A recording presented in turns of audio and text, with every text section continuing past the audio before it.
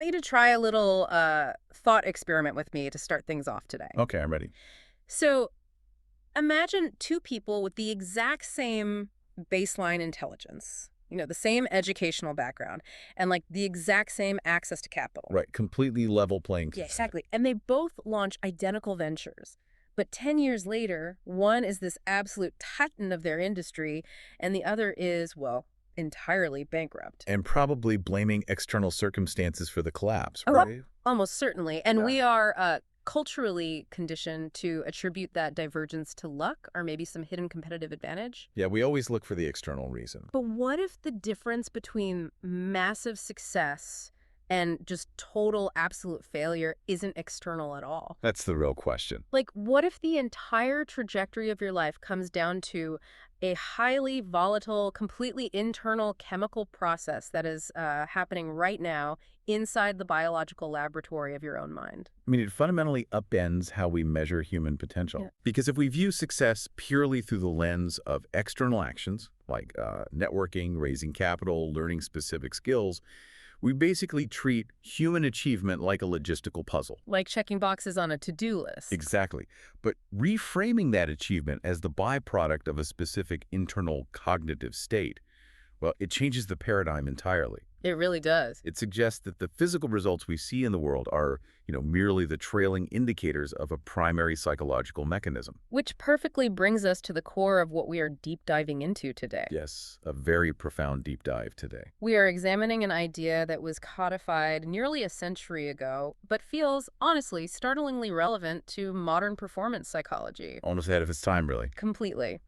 We're going to analyze the specific mechanics outlined in Chapter 3 of Napoleon Hill's 1937 classic text, Think and Grow Rich. And that chapter is titled simply Faith. Faith.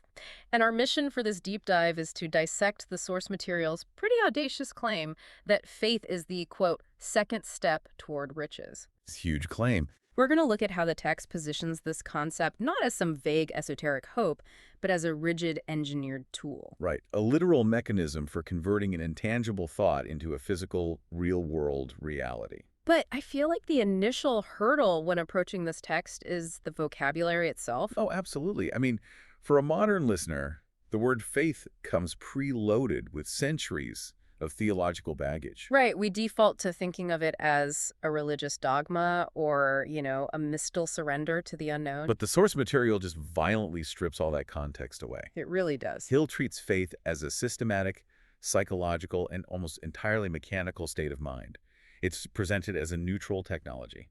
And I think that neutrality is what makes this so compelling for anyone listening right now. Definitely. Because whether your immediate goal is to scale a startup, navigate a brutal corporate hierarchy, or even just break a self-destructive personal habit, the text offers a methodical framework for reprogramming the subconscious. But to understand how the author believes we can use this technology, we really have to start with what he claims it actually does. Right. And the text repeatedly refers to faith as the head chemist of the mind. Yeah, the head chemist. And to understand why the text relies so heavily on that specific chemistry metaphor, we have to look at how the source material defines the baseline state of a thought. Okay, let's unpack that. So, according to the text, a thought by itself, like pure unemotional logic, is completely inert. So it just sits there. Exactly. It possesses no generative power. The text explicitly states that cold reason does not influence the subconscious mind at all. So you could consciously know logically that you need to make, say, 100 sales calls today to grow your business. Right.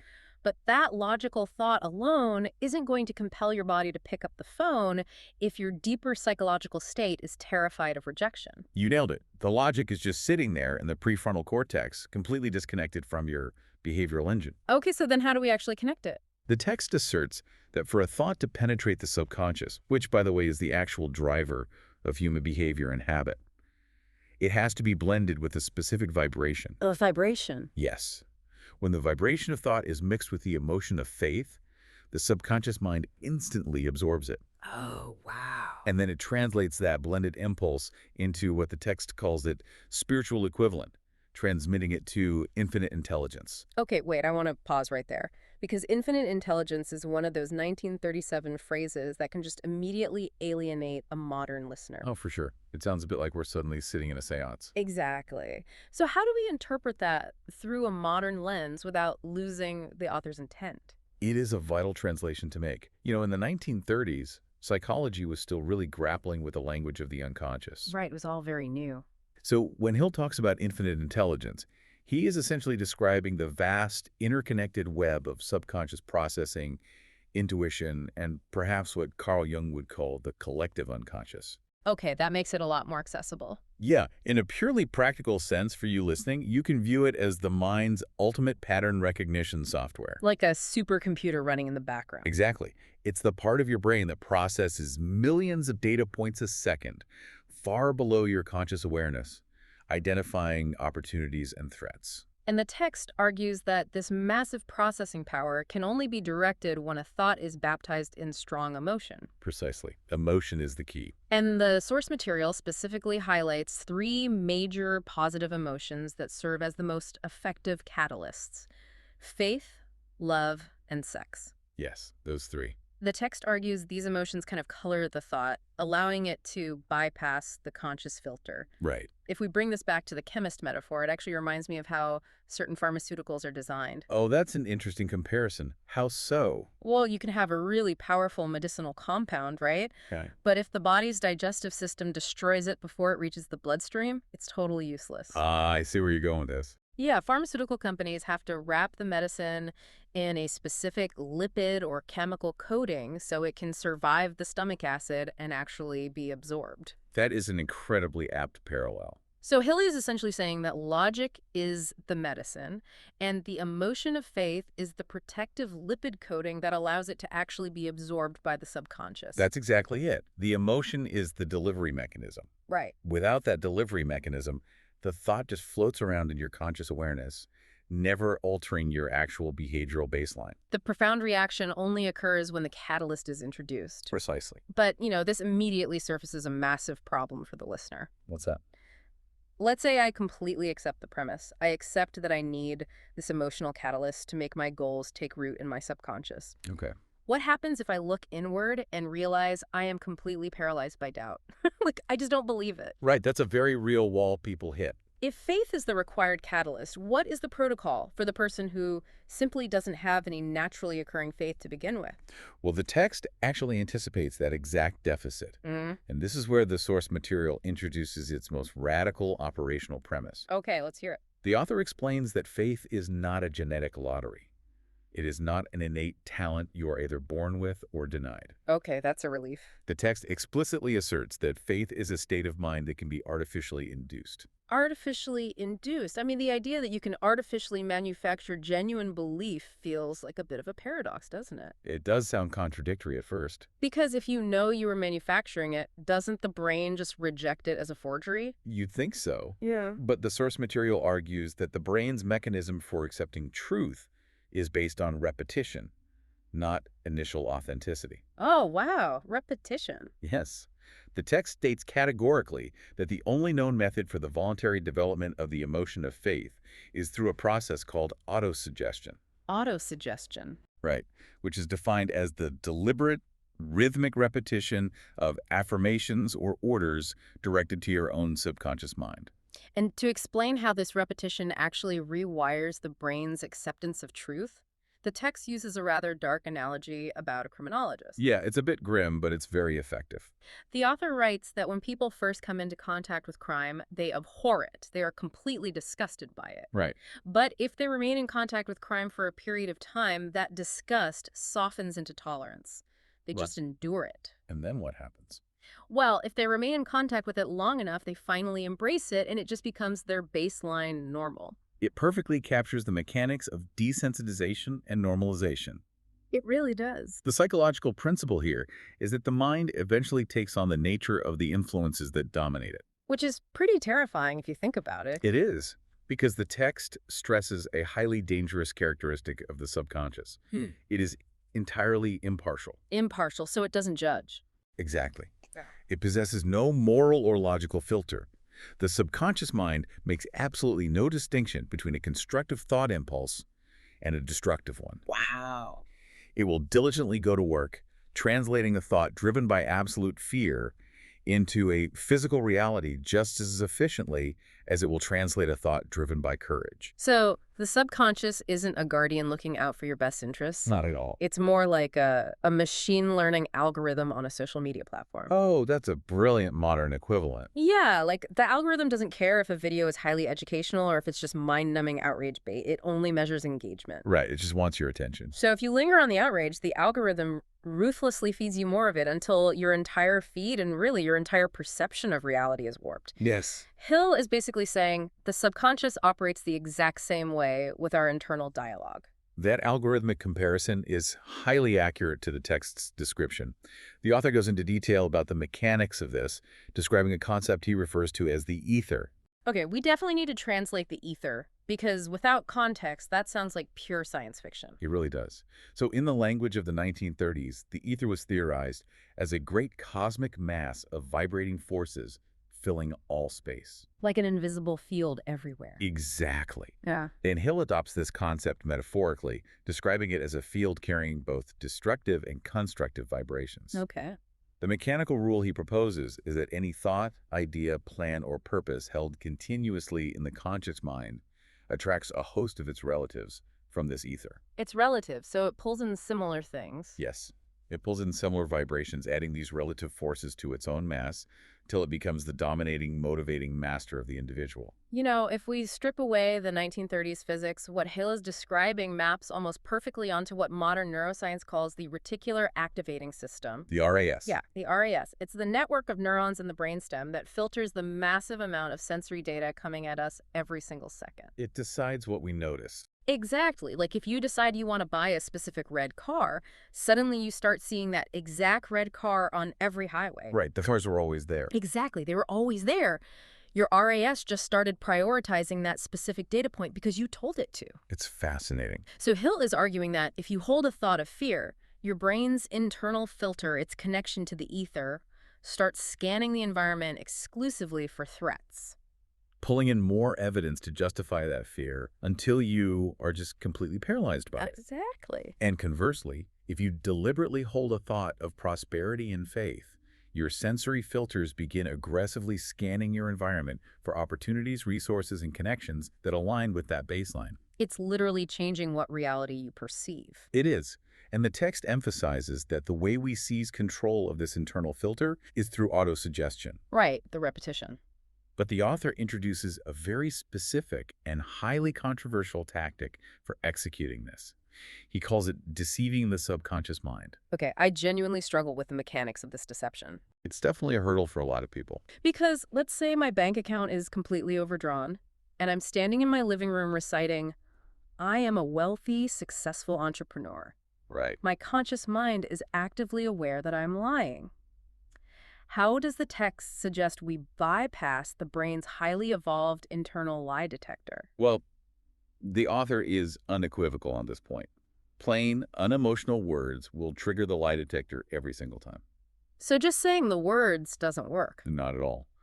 The text warns that you could repeat a phrase 1,000,000 times, but if you do it without mixing emotion and intense feeling into the words, you will experience zero results. Wow, zero. The deception requires you to conduct yourself in the very moment of the affirmation exactly as you would if you were already in possession of the material thing you are demanding. So you have to physically and emotionally feel it. You have to generate the physiological and emotional state of having already succeeded. That's essentially the psychological technique of an elite method actor. Oh, that's a great way to put it. Like, an actor knows they aren't actually a medieval king, but they have to summon the posture, the internal entitlement, and the emotional weight of that reality so completely that their own nervous system believes it. Yes. You are forcing your nervous system to adopt the posture of success before the success even exists. That is wild. It is. And the text provides a severe warning for those who ignore this mechanism. What's the warning? The author states that people who go down in defeat, who end their lives in poverty and distress, do not do so because they are uniquely unlucky. Oh, why do they do it? They do so because of the negative application of autosuggestion. So they're using the tool against themselves. Exactly. They are repeatedly visualizing their own inadequacy, and their impartial subconscious mind dutifully goes to work, altering their behavior, their risk tolerance, and their interpersonal dynamics to ensure that negative belief becomes a physical reality. It's chilling because it highlights that we are all already masters of autosuggestion. We really are. We just largely use it to our own detriment. Yeah, Yeah. unfortunately. Like every time we ruminate on a past failure or vividly imagine a catastrophic outcome for a project that hasn't even launched, we are dropping active virus code into our subconscious algorithm. That's exactly what's happening. And the text treats this as a literal matter of life and death for your ambitions. You can't leave the programming to chance. Which is why the source material transitions from theory into a rigid, highly structured blueprint. The formula. Yes. The author doesn't just diagnose the condition, he provides an exact 5-step self-confidence formula. Let's break that down. This formula is engineered to deliberately bypass conscious resistance and plant specific, actionable instructions directly into the subconscious operating system. I really want to spend significant time analyzing this formula because honestly, it reads less like a self-help checklist and more like a legal contract you were signing with your own brain. It is very demanding. Very. The very first mandate of this formula requires you to acknowledge that you possess the inherent ability to achieve your definite purpose in life. Right. And because you acknowledge that ability, you are required to demand of yourself persistent, continuous action toward its attainment. Notice the specific verb the author chooses there. Demand. Yeah, not ask. Exactly. It is not a request. It is not a hopeful visualization. It is a forceful, non-negotiable instruction to the self. By demanding action, you are immediately establishing absolute internal accountability. You are closing off the psychological escape routes that allow for procrastination. So true. Then the formula immediately grounds that demand in a daily operational practice. Step 2. Right, step 2. You are instructed to concentrate your thoughts for 30 minutes every single day on the exact person you intend to become. Half an hour of pure focus. Yeah, the goal is to create a clear, high-definition mental picture of that future self. If we look at this through the lens of the reticular activating system we discussed earlier, those 30 minutes are the programming phase. Setting the target. Exactly. You are giving your subconscious a highly detailed architectural blueprint. Because the brain cannot hit a target, it cannot clearly see. Right. By forcing your mind to dwell on the specific attributes, behaviors, and environment of your ideal self, you are calibrating your sensory filters to begin recognizing the pathways to actually get there. And the author compounds this in step 3 by requiring an additional 10 minutes a day purely devoted to demanding the development of self-confidence through autosuggestion. So you are spending nearly an hour a day actively overriding your default mental programming. It's a huge time commitment. It shows how seriously he takes this. And then furthermore, for step 4, the text requires you to write down a clear, concise description of your definite chief aim in life. You have to externalize the thought. Yeah, pull it out of the abstract ether and physically commit it to paper. Writing it down serves a dual purpose. It forces clarity, because you can't just write a vague feeling, you must articulate a concrete objective. Right. And it serves as a physical anchor for those daily mental exercises. Okay, but the most complex and potentially surprising element of this blueprint is the final mandate. Yes, step 5. The 5th phase of the formula shifts abruptly from personal ambition to what appears to be a strict moral code. It really does feel like a sudden detour in the text. It does. The text requires the practitioner to state, and I'll quote it, "I fully realize that no wealth or position can long endure unless built upon truth and justice. Therefore, I will engage in no transaction which does not benefit all whom it affects." It's very absolute. And it goes on to demand the elimination of hatred, envy, jealousy, selfishness, and cynicism, specifically through the development of a love for humanity. You know, for a book titled Think and Grow Rich, which is fundamentally a manual for accumulating massive material wealth and power, Right. this sudden emphasis on truth, justice, and universal love can feel completely incongruous to a modern reader who's expecting, like, cutthroat business tactics. Totally. It feels like the author realized his psychological tools were incredibly potent and decided to just slap a moral disclaimer on the back of the bottle so people wouldn't use it for evil. It is so tempting to read it as a simple ethical disclaimer, but within the strict mechanical system the text has constructed, this mandate is actually a mathematical necessity. Wait, a mathematical necessity? How so? The author is not arguing for morality purely for the sake of being a good person.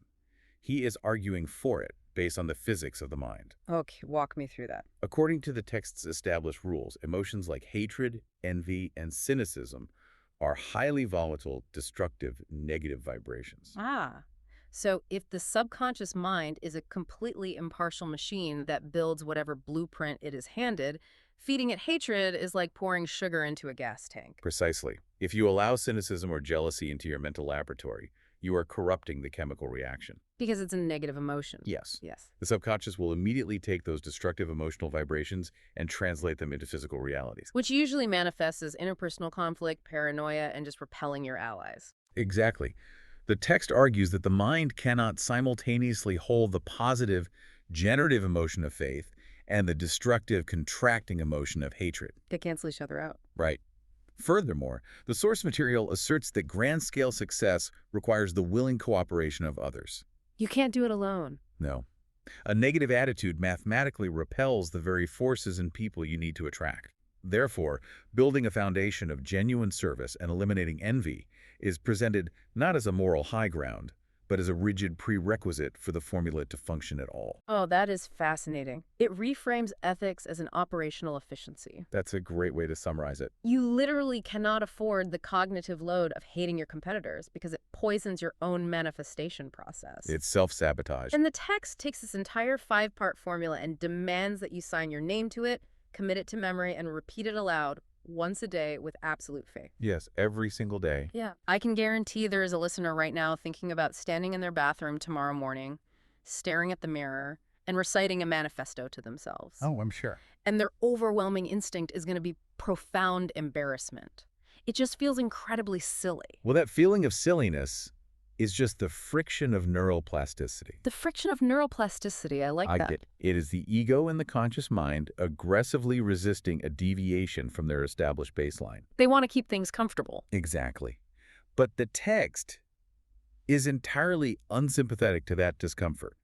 The author's position is that you must push through the embarrassment. You have to do the work. As we established, merely reading the words aloud is biologically useless. Yeah. If you do not force yourself to generate the emotion, the feeling, and the absolute expectation that the transformation is happening in that exact moment, the subconscious will reject the input. So you have to temporarily suspend your disbelief until the repeated deception hardens into your new baseline truth. You really do.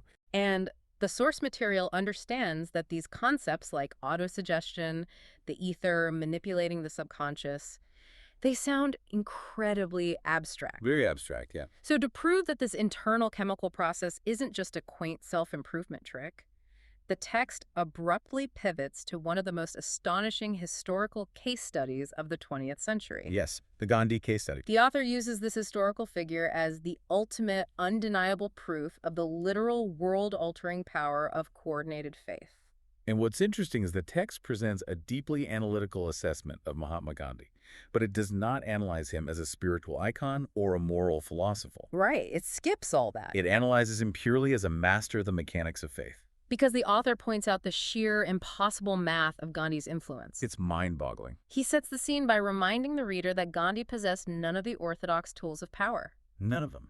He had no money, he had no industrial base, he commanded no battleships, no standing army, and no formal political office. And yet, the text asserts that Gandhi wielded more potential power than any man living on Earth at that time. So the question the text poses is, how is such power generated in a total vacuum of physical resources? It's the ultimate test of the theory. And the author's conclusion is that Gandhi engineered this power entirely out of his mastery of the principle of faith. But the mechanism of that power is what is truly fascinating here. Yeah. Because Gandhi didn't achieve his results merely by generating an intense internal belief within himself. It wasn't just for him. Right. His genius, according to the text, was his ability to transplant his internal faith into the minds of 200 million people. 200 million people. The text describes it as a literal miracle, inducing 200 million minds to coalesce and move in perfect unison, operating as a single, coordinated intelligence. And doing so without any threat of military force or coercion. It is the ultimate manifestation of the ether concept we discussed earlier. Yeah. One mind radiating a vibration so powerfully that it overrides the frequencies of millions of others, pulling them into alignment. And the author takes this macro-level demonstration of psychological power Yeah. and applies it directly to the economic realities of his era. Because he was writing this right after the Great Depression. Yes, in the devastating aftermath. And the text argues that massive economic crashes are not primarily caused by complex financial derivatives or supply chain failures. Which is a bold claim. Very bold. The text argues they are fundamentally caused by a sudden, widespread evaporation of faith. Wow. When a critical mass of the population starts vibrating with the frequency of fear, that collective negative autosuggestion literally paralyzes the actual physical wheels of industry. I mean, I have to challenge the author's logic there just a bit. It feels dangerously reductionist. Oh, it's definitely a controversial stance. To say that a global depression with tangible bank failures, corrupt lending practices, and massive unemployment was just a collective bad mood, doesn't that ignore the systemic mathematical flaws of the financial system? I get that critique. But if we view it through the lens of behavioral economics, the author's premise actually holds profound weight. How so? Well, take a bank run, for example. Yeah. It is entirely a psychological phenomenon before it ever becomes a financial one. Okay, that's true. If everyone believes the bank has their money, the bank functions perfectly, even if it only holds 10% of the cash in reserve. The physical reality of the bank's solvency is dictated by the collective faith of its depositors. Right. The moment that faith shatters, everyone demands their money at once, and the bank physically collapses. The author is arguing that the financial system is merely a physical shadow cast by the collective psychology of the market. That actually brings it sharply into focus. The money itself is just a physical representation of shared belief. Exactly. And the text makes a sweeping prediction based on this dynamic. It states that the era of leaders who rule by force, fear, and coercion is ending. It predicts that future leaders in business and industry will be forced to adopt Gandhi's principles. They will have to build systems based on faith, full cooperation, and a model where leaders give before they get, aligning labor and capital in harmony rather than hostile opposition. It completely redefines the mechanics of leadership. It really does. Leadership is stripped of its authoritarian connotations and elevated to the psychological transmission of energy. A leader's primary job is no longer to manage logistics. What is it then? It is to manufacture absolute faith within themselves and successfully transplant that faith into the minds of their team. Let's scale this down to the listener's reality. Good idea. If the invisible, intangible power of faith can synchronize 200 million minds to dismantle the British Empire without firing a single shot, what is the practical application for you listening right now? Right. How do you use this today? If you were trying to lead a small team of engineers through a brutal product launch, or if you are standing in a boardroom trying to pitch a highly skeptical group of investors on a radically new startup, your success doesn't depend on coercing them. It depends entirely on your ability to make your internal conviction contagious. Absolutely contagious. If your subconscious is radiating doubt, the investors will feel that negative vibration regardless of how flawless your pitch deck looks. Exactly. The transmission of belief is the currency. But I know the text anticipates the pragmatist reading this book. Oh, the skeptic who says, well, Gandhi is a beautiful example of socio-political influence, but this book promises material wealth. Right. How does mental chemistry and a 5-step formula actually result in capital? And the author answers this demand with a surgical breakdown of the creation of the United States Steel Corporation. This is where the text brilliantly bridges the gap between abstract psychology and staggering physical wealth. Yes, the big money example. The author tells the story of the steel industry at the turn of the 20th century. At the time, the industry was a chaotic, fragmented war zone of competing mills owned by various magnates, most notably Andrew Carnegie. But the narrative centers on Carnegie's right-hand man, Charles M. Schwab. And the core thesis the text extracts from this historical event is that the United States Steel Corporation, a monolith that dominated the global economy, was not forged in a furnace. Right. It was created entirely in the mind of one man. Schwab had an idea to consolidate the entire fragmented industry into one massive, centrally managed, highly efficient corporation. And the text makes a stunning assertion here.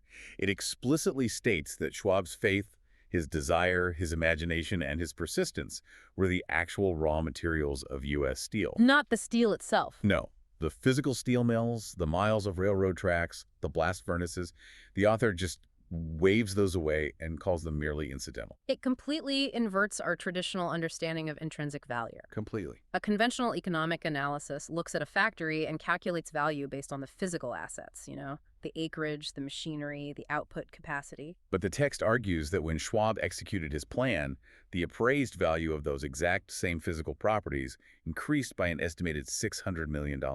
We really have to unpack the magnitude of that. $600 million in the very early 1900s is an almost unfathomable amount of money. It's astronomical. And the text points out that Schwab didn't physically build $600 million worth of new factories to generate that value. He didn't invent a revolutionary new smelting process either. Exactly. The physical assets didn't change one iota. What changed was the idea organizing them. This is the alchemy of wealth creation that the author is trying to demonstrate. Schwab visualized consolidation. He fueled that abstract idea with absolute unwavering faith. And then what did he do? He took that chemically altered idea and transplanted it into the highly skeptical mind of the era's most powerful financier, J.P. Morgan. I really want to focus on the behavioral mechanics of that pitch because J.P. Morgan was notoriously ruthless. Oh, incredibly ruthless. He wasn't going to hand over hundreds of millions of dollars just because Schwab had a nice presentation. No, of course not. The text is implying that Schwab's intense manufactured faith fundamentally altered how he communicated. It changed his micro-expressions, the resonance of his voice, his ability to confidently parry Morgan's objections without a flicker of panic. Exactly. Schwab's subconscious was entirely programmed with the reality of U.S. Steel already existing. And that absolute certainty acted as a psychological magnet, pulling Morgan's mind into alignment. It is the ultimate vindication of the text's core premise. Society frequently mocks the idea that you can convert nothing into something. Oh, all the time. But this historical transaction proves that an intangible impulse of thought, when mixed with the emotional catalyst of faith, literally generated hundreds of millions of dollars in highly tangible physical wealth. The wealth didn't come from mining more iron ore. It came from the architecture of a single human mind. It perfectly proves the author's relentless assertion that riches truly do begin in the form of thought and that faith removes all limitations. It does. If Schwab could transmute a mere organizational concept into $600 million simply by applying this internal chemistry, it begs the question, what is the half-formed idea you are sitting on right now capable of becoming? If you subjected your idea to the exact same formula, what physical reality could it conjure? But to achieve that, the listener must fundamentally alter their relationship with their own mind. You can no longer view your thoughts as passive, harmless reflections of your environment. Right, they aren't just observing. No. You must recognize them as active, potent tools that are actively shaping your environment. Your mind is the laboratory. Your baseline desire is the inert raw material. Faith is the mandatory chemical catalyst. And the physical manifestation of your goal is the unavoidable result of that equation. We have navigated an immense amount of conceptual territory today. Let's synthesize the architecture of what the source material has presented. Okay, let's recap. We began by demystifying faith, stripping away its mystical connotations to reveal a rigid chemical reaction within the brain, a reaction required to bypass the conscious mind and program the subconscious. And we learned that if you lack this catalyst naturally, it can and must be artificially manufactured through the brutal daily repetition of the self-confidence formula. We examine how that formula requires extreme concentration to give the subconscious a target, and why it strictly mandates the elimination of destructive emotions like envy and hatred. And not for moral reasons, but because the subconscious is an impartial machine that will happily manifest your resentments just as quickly as your ambitions. We then looked at the macro-level evidence of these mechanics in action. We saw how a single mind, vibrating with absolute faith, can synchronize the actions of 200 million people to topple an empire, as Gandhi did. Incredible. And we saw how that same internal chemistry can be applied to the world of commerce, taking a completely intangible idea and transmuting it into a $600 million physical reality, as Charles Schwab did with U.S. Steel. So the overarching mandate of the text is vigilance. You have to wake up to the reality that your subconscious mind is a tireless, completely indiscriminate machine. It never stops. It is working day and night, processing vibrations from your environment and your internal dialogue, and aggressively translating them into your physical reality. And it is doing this regardless of whether you are intentionally directing it or completely ignoring it. You are always broadcasting your internal state, and your subconscious is always receiving and building. Always. The only variable you control is what blueprint you hand the foreman. Which brings us to our final provocative thought for you to carry with you today. I like this part. The text explicitly warns that repeating a lie over and over eventually causes the mind to accept it as absolute truth. We've established that your subconscious has no sense of humor, no ability to detect sarcasm, and accepts whatever it is repeatedly exposed to without judgment. It is a terrifying vulnerability in our psychological hardware. Exactly. So I want you to audit your life right now. What accidental, highly destructive autosuggestions are you currently feeding yourself? Think about your daily habits. When you spend 2 hours doom scrolling through outrage and catastrophe on your phone, what blueprint are you handing your subconscious? Or think about the social circle you maintain. Yeah, the people who constantly complain about how the game is rigged and success is impossible. Think about the casual, self-deprecating jokes you make about your own intelligence or your financial situation just to get a quick laugh at a party. If the mind irrevocably takes the shape of what it repeatedly holds, those aren't just harmless jokes or passive entertainment. No, they are active programming commands. Are you unknowingly, systematically hypnotizing yourself for failure? It's a real question to ask yourself. Because if the laboratory of your mind is constantly flooded with the toxic chemicals of fear, doubt, and sarcasm, you cannot possibly expect the final physical reaction to be a life of success and abundance. The text tells us the machinery works perfectly every single time. It's time to take control of the chemistry. Step into the laboratory. The formula has been given to you. The results you generate from here on out are entirely in your own hands.